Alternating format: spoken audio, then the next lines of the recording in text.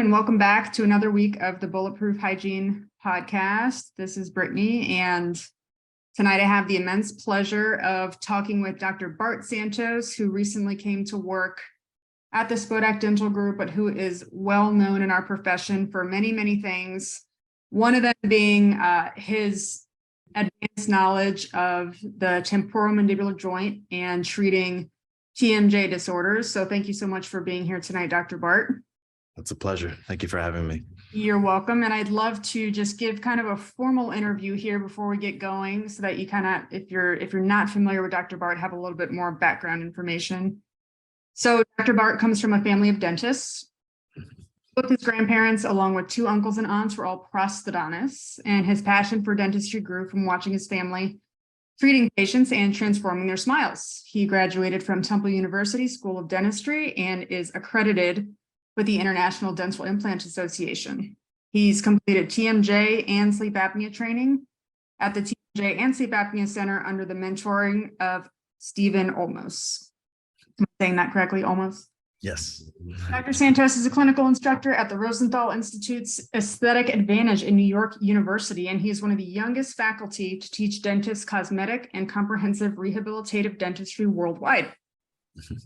His full mouth reconstruction education, completing NYU's FMR program, and he's an active member of the American Academy of Cosmetic Dentistry, the Academy of General Dentistry, Alpha Omega Dental Society, Dental XP, International Academy of Facial Aesthetics, Temple Dental Association, and Facial Art Dental Forum. Anything else? Is there anything else? Yeah. No. Boys to Men, ABC, BBD. That's amazing. That's amazing. So really excited to have you here. In all seriousness, your resume/CV is very impressive and extensive. So I am very excited to kind of hear from you on this topic.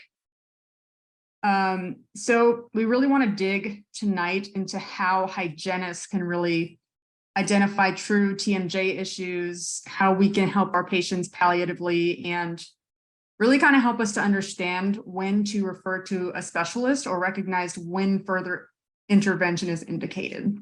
So kind of start with a general overview. What are some of the most common temporomandibular joint or TMD issues you see and treat on a daily basis? So I like to break it down into just two classifications because, you have the patients that come and say, oh, I have TMJ, but, everyone has a TMJ. Mm-hmm. It's important to diagnose whether it's articular or non-articular, meaning to say whether it's the muscles or it's truly the joint and the pathology. Because if you miss that diagnosis from the start, no treatment will be effective whatsoever. You may actually exacerbate the situation, and you can cause other issues as a result. But yeah, one of the most, common TMJ issues that I'll see, it's typically due to trauma, and that's just disc displacement. I'm not going to go down the wormhole, but basically, you have the disc and you have the condyle, and they're supposed to travel together down the road. And what happens is if the disc is not in front, or if it's not with the condyle and actually sits in the front, it's anterior displaced. And what happens is that clicking that you'll hear is it actually, here's the disc, here's the condyle, and it'll click. And then upon opening, then maximum opening, it picks up. And then once you go back to closing, if you hear that click again, another click, it's a reciprocal click, and that's returning back. And that's the disc sitting anterior to the position of the condyle, whereas typically it'll sit on top of it right there. So if you hear any clicking is not normal. And that's usually a sign that there's some sort of pathology that's going on, and it should be addressed. I think it's, what happens is with a lot of dentists, we don't get formal training with the TMJ, and what we don't know, we don't treat. So we say, oh, clicking, that's fine. It doesn't hurt, you're fine. But what happens is with those derangements is what happens is the clicking will turn to no clicking. And when there's no clicking, that means that the disc is actually never coming into contact. And then you start to get bone to bone contact. Oh no. Okay, so if there's no clicking after clicking, it means that the disc is anteriorly displaced kind of more permanently, and now you have condyle in the skull. So what will happen, the early signs is acute. The body's telling you, hey, listen to this. But remember, there's no nerve bundles in those areas. So you're not going to feel that pain. You're going to hear it. But what happens is, especially patients that have trauma, they get hit in the area. That disc is displaced and they have limited opening. It's like a speed bump. It can't just go because there's so much inflammation in the area. So what you do is you'll give them non-steroidal anti-inflammatories. So reduce the inflammation, not using steroids, and then eventually it'll go back. But sometimes they'll say, doc, I still can't open a little bit much more. Then you give them the steroid, you give them like a medral dose pack, and all of a sudden it resolves. But you have to treat the underlying issue. If it was trauma, then obviously don't get hit again. But if it's clenching and grinding, then you need to treat that and go through, testing. You go to sleep studies and just evaluate from there. Okay, so kind of the two most common ways you've seen this develop are with trauma and clenching and grinding. Yep, those are two. I mean, trauma is number one. I mean, I went to school in Philly, Temple, so a lot of trauma schools in North Philly. Then I moved to DC, Washington, DC, and I saw, very, very interesting enough is that those scooters that people rent, I saw, I would say, a handful of patients a month that had fallen off the scooters. And DC is notoriously known for potholes across the streets. So, you rent one of those at night, you're having a good time. You might have a little, a couple of drinks in you. You don't see the pothole, and you all of a sudden, have trauma to the joint, anterior disc displacement. Yeah. I can imagine that sounds like a recipe for disaster, actually, like allowing access at any time at your fingertips to a bike with the combination of potholes is never a good thing.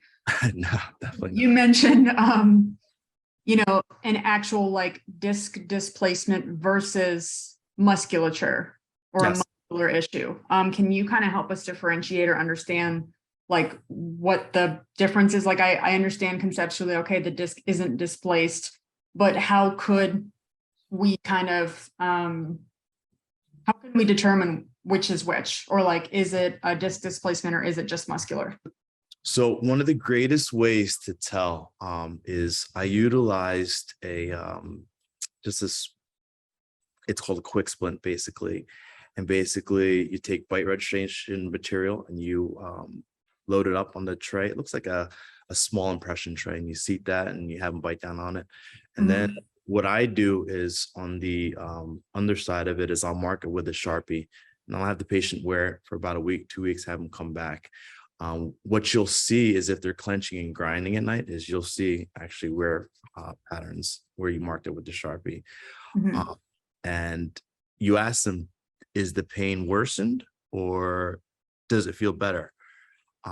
If the pain went away, it was musculature because they're clenching and grinding. So they're working out their muscles so much, and that's where that pain's coming from.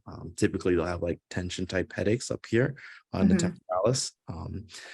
And you'll notice that it'll go away if they have a good night's sleep, which is, there's many external signs you could see if they have baggy, black circles under the eye, signs of not getting sleep, abnormal wear facets. There's just a long list.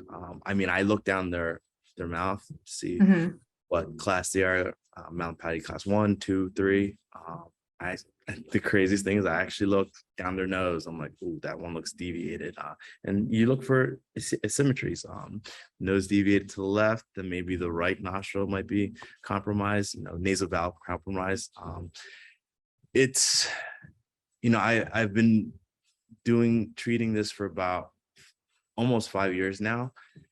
I know a lot more than I did 5 years ago, but still it's multifactorial. It's very challenging to pick up on, but the biggest signs are, like I said, clicking.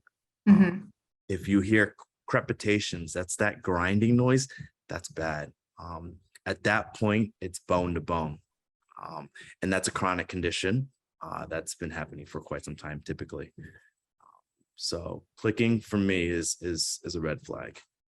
Okay, so you brought up, upon examination and kind of ruling out whether it's just like muscular, masseter and temporalis soreness, or like clicking, indicating a disc issue. And then you brought up, airway and evaluating a person's breathing, the Mallampati, that deviation of the septum. Probably you look at arch form, right, to see if it's like V-shaped or Yeah. Omega shaped and all that. Are premolars removed? That sort of thing. Is there a large tongue? Is there soft tissue in the way? Is the person overweight? All the risk factors, right? Or maybe you even do like a screen. I forget what it's called, the one that we use at Spodek, but you can do like a sleep screener to kind of rule that out. But kind of, obviously this podcast isn't meant to cover the entire topic of sleep and sleep apnea. In fact, I'm doing one in a couple of weeks with Dr. Deadly regarding this, so that we can kind of really zone in on it and get more specific. But I do kind of want to look at the chicken or egg, and this is a question later on, of, occlusal disease, TMJ disorders, and airway issues. Because I can see them being all interrelated, but it's kind of unclear which one leads to what. And maybe this is kind of like a universal question or like a never-ending question, but I could imagine like, okay, occlusal issues, let's say malocclusion, right? Just generalized crowding. Like let's say someone has moderate upper and lower crowding.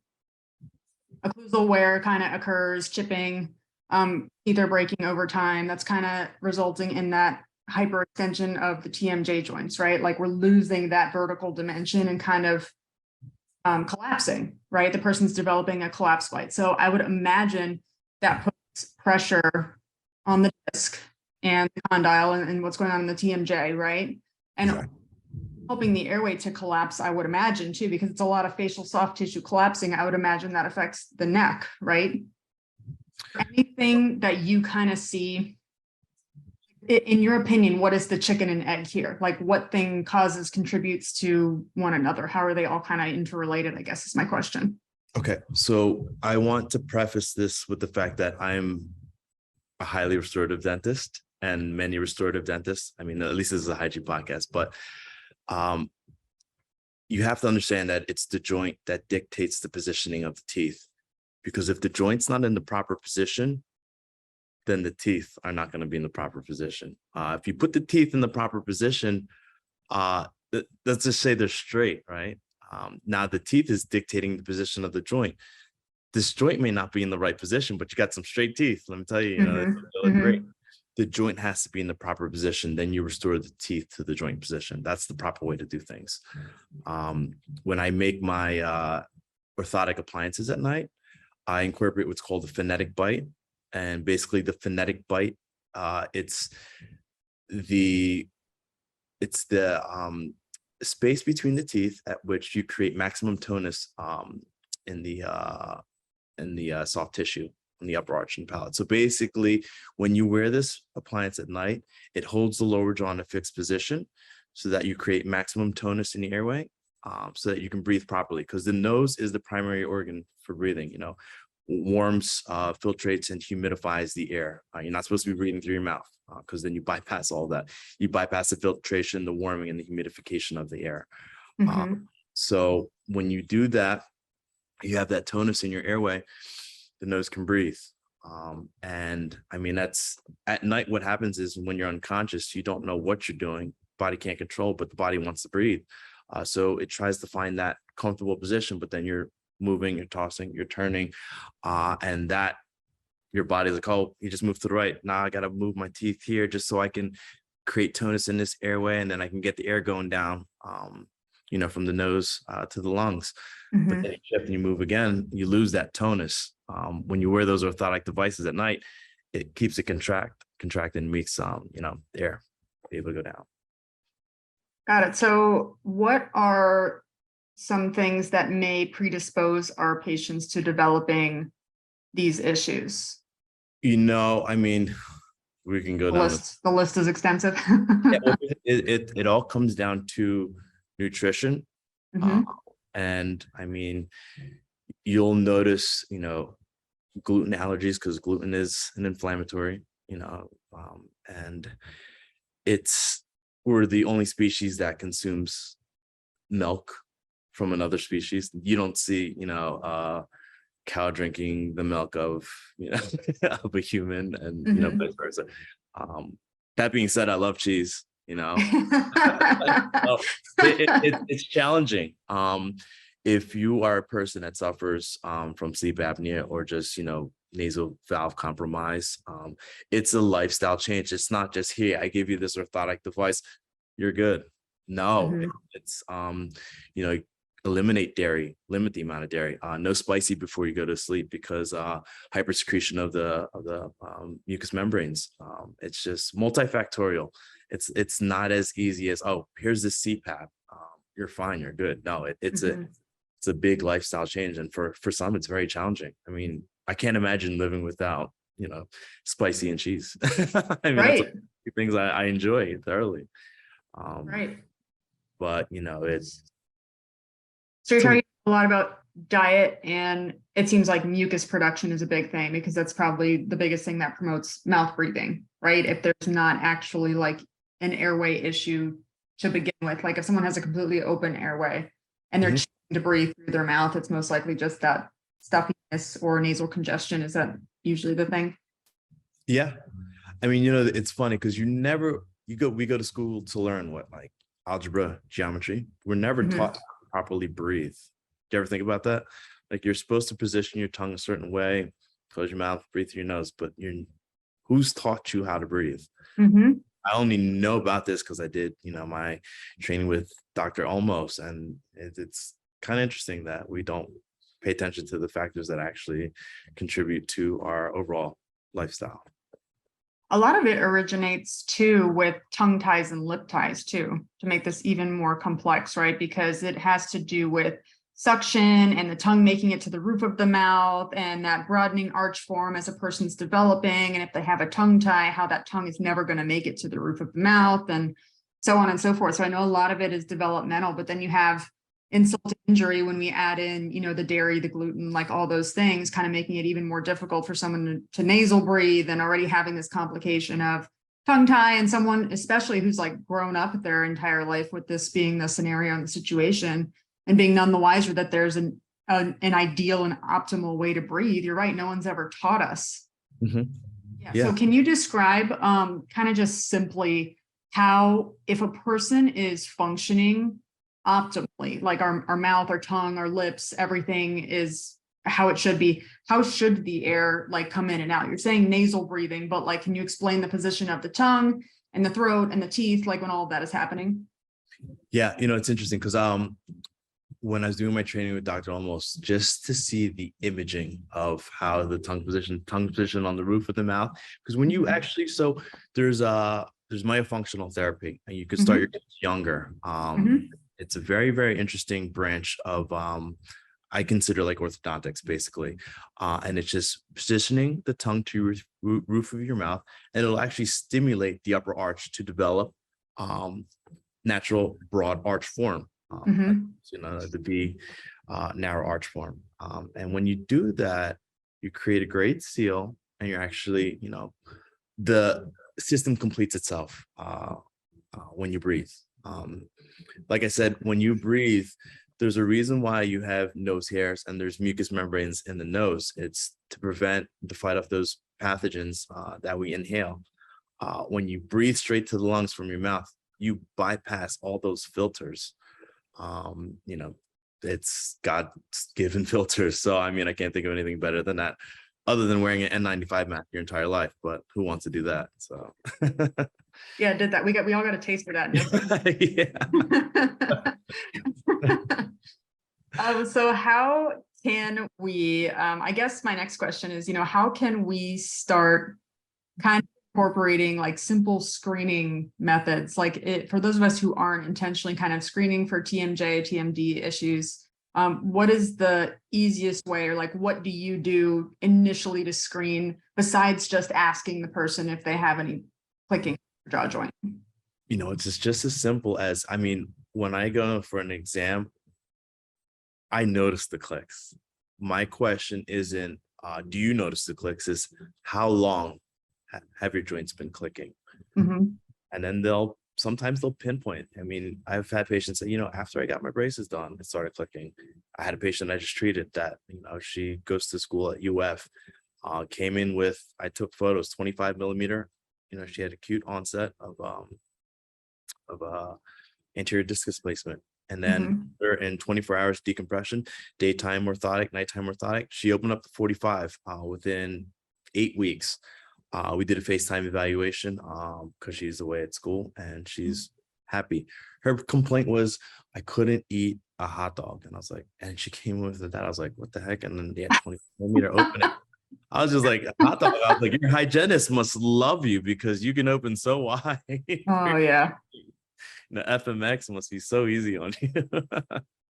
Yeah. Okay. So really it's IOEO, like intra and extra oral evaluation, just kind of palpating that temporomandibular joint, listening for clicking, popping, and kind of getting curious about it and asking them about it. Yeah, I think there needs to be more awareness that when you actually hear the clickings, that there's something going on, you shouldn't ignore it. Like think about it. If your elbow started clicking, you'd be worried. Your elbow's not supposed to click. It's a joint. Or TMJ starts clicking. I mean, you talk, smile. You give this joint literally no rest. It's constantly moving. So if you start to hear noises, it's your body telling you something, basically. So you just kind of mentioned and gave us a brief overview of what treatment might entail if you encounter a person with that acute anterior disc displacement. Can you walk us through, like, okay, you evaluated this person, she had an acute issue, and I'm assuming she was in like kind of the early stages of this problem, right? So she wasn't bone on bone and like a very permanent. No, like she didn't need surgical intervention, basically, right? So can you kind of walk us through what the non-surgical intervention for this issue would be? Yes. I want to highly stress that if you notice that your patient is clenching and grinding, and they're complaining of just muscle pain in the areas of where the masseters, temporalis, any of those areas of mastication, do not prescribe muscle relaxers. I think that's one of the most irresponsible things we can do as as a dental team. It just disrupts and changes their entire lifestyle. I've never taken muscle relaxers, but I've seen other people on muscle relaxers and they just aren't themselves. What you need to do is go to the root, the origin of the cause, and treat it from there. Not just put a band-aid and say, oh yeah, just take this muscle relaxer, you'll be fine. No, because what's going to happen is if they have underlying sleep apnea issues, it'll resume. So don't put band-aids on things that need casts. So Gotcha. And it might also misrepresent kind of what's going on if it's causing, the soft palate and tissues of the neck to kind of relax in addition to the masseters. Is that what you're saying? Like they could resume their sleep apnea even if they don't have it or haven't actively been having apneas for a long time? Is that what you're saying, kind of like night-wise? Yes, exactly. Okay. Gotcha. So you mentioned a couple of, like, I think you mentioned a deprogrammer.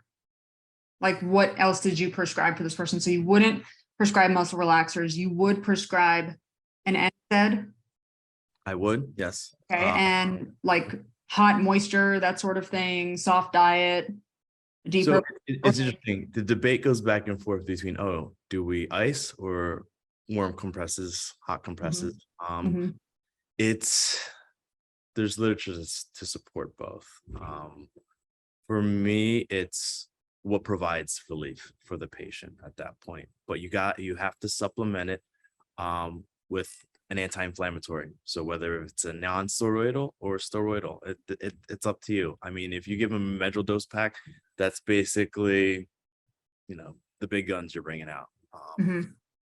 And if you use like Motrin 800, that's for me, that's great.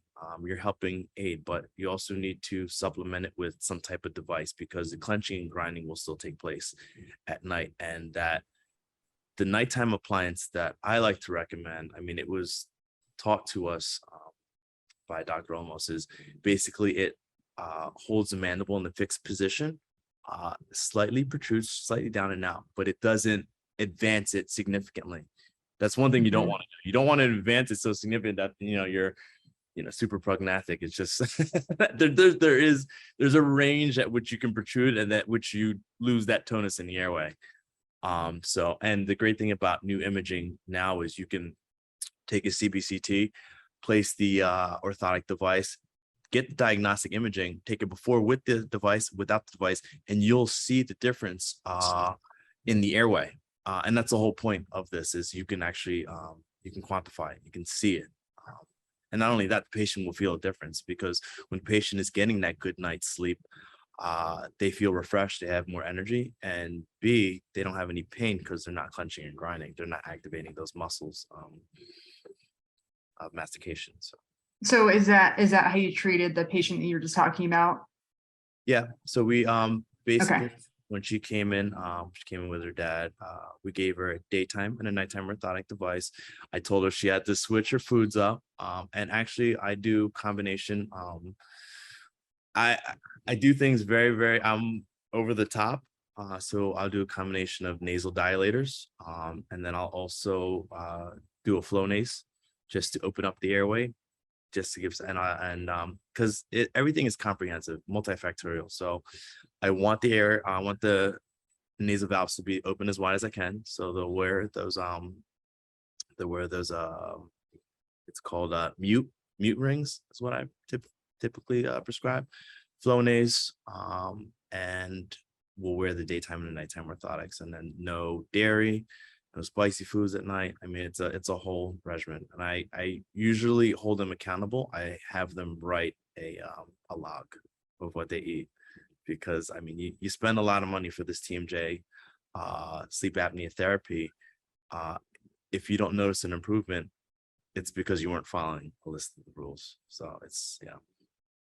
Gotcha. If the person, undergoes this therapy with you and isn't noticing like a long-term improvement, either in the position of the disc or their symptoms or both, what would be like next steps? Would we look at referring to someone who specializes in surgical something or other? Like, what would the next step be? So what I've learned is that you have to, there are certain cases that I can jump on immediately, and certain cases I have to quarterback to the ENT, because if I see an obese patient, diabetic, and just, that it's just not going to be a simple conversation and, hey, just don't eat these foods and wear this at night and do this and that. It's not going to happen that easily. And there may be deviation in the septum. You need to punt that to an ENT, a well-versed ENT, because they're ENTs that are, knowledgeable and current with the minimally invasive techniques to open up, a deviated septum. And then there are old school techniques where you just go and you just obliterate the entire sinus. So you have this, everyone has to be well qualified and well versed in the modern techniques in order for this to happen. You can't have an old school ENT and a new school dentist that knows how to treat this. Everyone has to be aligned.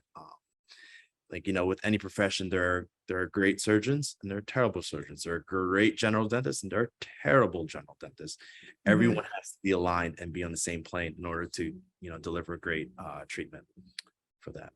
Agreed. And I can see how this can quickly become multi-specialty, because if you are having to really improve the airway situation, having to treat a tongue tie, do something like, I know this is advanced and I don't know how commonly this is practiced anymore, but I know a lot of my patients have had like uvulectomies and tonsillectomies and that sort of thing. Like, I can see how this gets very complex very quickly. Are those still things that are commonly practiced too? Like, is this So still? the very interesting part is a lot of studies are showing that you shouldn't be performing the tonsillectomies and the adenectomies. You shouldn't be removing those because those are the primary organs that help, they fight off infection. They're letting the body know that something's going wrong. So Mhm, you should see, that's why I'm saying the newer ENTs, the younger guys that are well versed in this modern medicine, mhm, they'll know that, hey, we got to go in there and open up the valve some. And there are minimally invasive techniques that you can go in, and you're an outpatient. You go in, throw in some locals. Some of them you don't even need to be, generally sedated for. You just go in local, and then you're out. And then a little bit of healing, and that's it. But wow, yeah. okay, Mhm. that's cool. Okay, and in regards to like tools for actually diagnosing where that disc is, I'm assuming like a CT is the best thing that we can use, right? CBCT, MRI is the goal. MRI. Okay, okay. Yeah. But just be careful when you get that because usually health insurance vary. So they'll cover one every X amount of years. So when you order that, I mean, just have your ENT or your OMFS that's well versed in reading, the report. Uh, Only read or order what you can know and understand. Don't take a CT and think that you can read it or ask your colleague and say, hey, I just took the CT. Can you tell me what's on here? And like, that's the worst thing you could do. So just know the technologies that are out there and quarterback it to who, if you know how to make the devices and you're good at appliances, then, get the interpretation from the MRI, from ENT, and then Mhm. discuss, and then, you make your appliance. Got it. And then kind of, I want to circle back a little bit here because I know that you said you design the bite to the TMJs, right? Not the other way around. So are there instances though, like the short term sounds like there's a lot of palliative things like surgical and like really extensive cases, but are there situations where like for permanent relief, you do need to open that bite and that means orthodontics and restorative and that sort of thing? Like to make sure that TMJ is in the proper position long term and that Wonderful. doesn't continue being displaced and there isn't this chronic musculoskeletal issue. There are a lot of times that you see when orthodontics and that sort of thing, you're treating the malocclusion as well. Um, it's funny. That's a very, very complex question. Because as a restorative dentist, you have the patients that want 10, 20 veneers, and they want the best looking smile. They don't care about the condylar position and where things are at. This is why you got to be careful what you touch, because once you open Pandora's box, what was in Pandora's box doesn't want to go back in.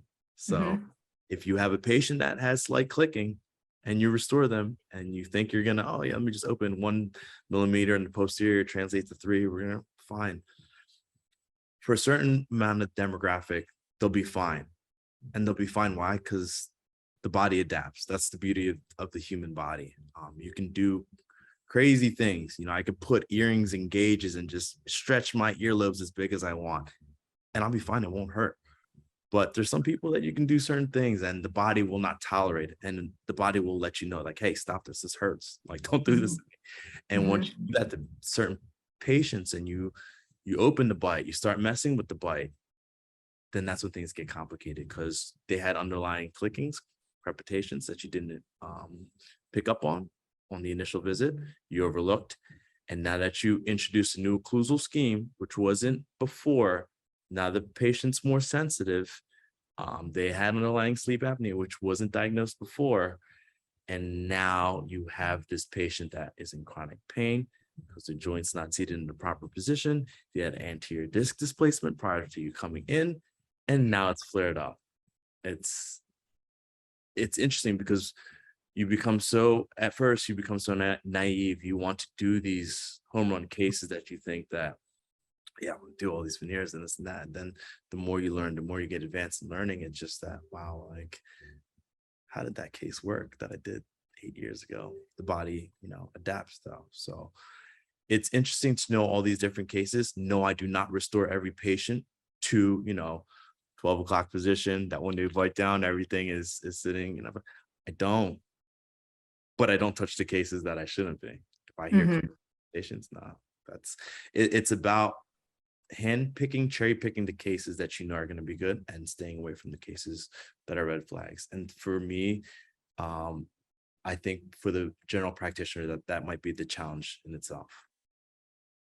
So I'm fortunate enough to work in a multi-specialty environment. So I have Dr. Dudley, who's board certified in sleep dentistry, like a lot of really high level qualifications to be diagnosing and treating these issues. But for a hygienist or a dentist who doesn't work in an atmosphere where they're in close proximity with a specialist, that they can, just pop in the chair and meet the patient and do an evaluation chair side, who should they be looking to refer to if they see any of these issues? Like what kind of specialists, what kind of qualifications should they be looking for? Who should they be referring to for these issues? That also is a challenging question. No, and I'll be honest with you, because I clench and I grind severely, and I wanted to get to the root cause, but there were no dentists in my area that were well versed, even the oral surgeons. We all have this misconception that, if you're an oral surgeon, that you should know everything about anything. And then if you're periodontist, you should know everything about gum grafting and all this and that. But you'd be surprised. It all depends upon the education you received and the continuing education that supports what you know to this day. Because you graduated top of your class in 2010 and taken the minimum amount of continuing education. Well, let me tell you, buddy, since 2010, 13 years later, the CBCTs, the clarity is ridiculous.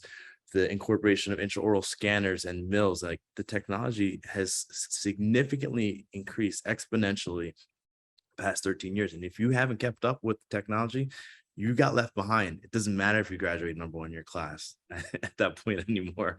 It's about that other guy who may have graduated 5 or 6 in his class, but he was taking, 50 credits a year because he loved what he was doing and he loved his job and just wanted to stay current and stay on top. So my advice would be to just, if you don't know anyone, look under their bio and their intro, and that should say it all. I mean, see what their training was afterwards. If it's a few sentences afterwards, like, oh, he graduated X in his class and he loves to cook, and that's it, then chances are maybe they're not as well versed in the modern techniques and approaches to treating your TMD. Are there specific like educators or people that, something as simple as like following them on Instagram or any CE that is open to hygienists and dentists kind of thing that we could attend to learn more about this? I know it's a super complex issue and there's so much to talk about. There's so much to learn about here. I can think of one, but I'm just, and I'll share that, but I'm just wondering, are there any recommendations where we can kind of like start learning more about identifying and treating and referring for these issues? Yeah, I mean, so I received a lot of my training from Clinical Master Series. I basically took all their courses, and they give for dentists a very great, thorough and in-depth TMD course. And then if you really want to dive off the deep end, Dr. Stephen Olmos, he has over 60 sleep centers and TMJ pain clinics worldwide. The guy is amazing. He's brilliant. His course hands down changed my life. So anyone that's been trained by Dr. Olmos, I feel like he's up to date and current with their training. That's incredibly helpful. And I can say kind of on my end, and I know that Charisse will also vouch for this, is she and I attended the inaugural Integrative Dental Medicine Conference, and it was incredible last year in Tampa. It was a 2-day continuing education event. Everyone from oral surgeons to general dentists to, full mouth restorative dentists, people on all kinds of boards with all kinds of qualifications, sleep specialists, ENTs, spoke at this conference. And it was so cool because there were a lot of dentists, there were some MDs, and there were a lot of hygienists there. And I learned so much about airway, TMD issues, and a lot of the origins and the ways to treat, even as like surgical, like really extensive surgical interventions. Like it was a very, very interesting thing. And I know that that is coming up, I believe, in April of this year. It's 2023. It's going to be Tampa again. And I can definitely put the link to this event somewhere on Spotify. I don't know how it can be linked, but I'll make sure that the listeners can gain access to it because it was an incredible event for me. I learned so much. I took like 100 pages of notes and never looked back through them, but this is a really good time to kind of refamiliarize myself with this. So that's awesome. Yeah. Well, thank you so much for joining us. Is there anything that you feel we kind of left out or could add to kind of make this a more comprehensive conversation, or any additional kind of resources you want to leave us with? Any last thoughts? No, I guess my biggest advice to, all the hygienists, dentists, or any auxiliary staff teammates that are listening to the podcast is, just never stop learning, because once you feel comfortable and you're stagnant in your career, things change really quick. You're left behind. You have to stay current with the technology and the modern techniques and approaches. It'll be interesting to revisit this in, 2 to 5 years. This may actually become a specialty for dentists.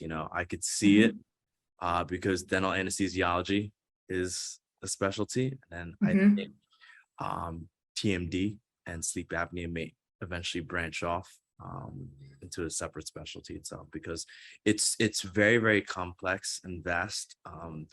And as a restorative dentist treating those cases, it gets overwhelming switching hats from one to the other. But it's great though, because if you can treat the one patient in your seat and you don't have to quarterback back and forth, you just run in and touchdown. But I think it may be overwhelming for many dentists to just incorporate that into their practices, because it's a big commitment to sit there and learn. 100%. But that's a great point. In medicine, we're gifted in that there's always new research emerging. We are always discovering new things. It keeps it interesting.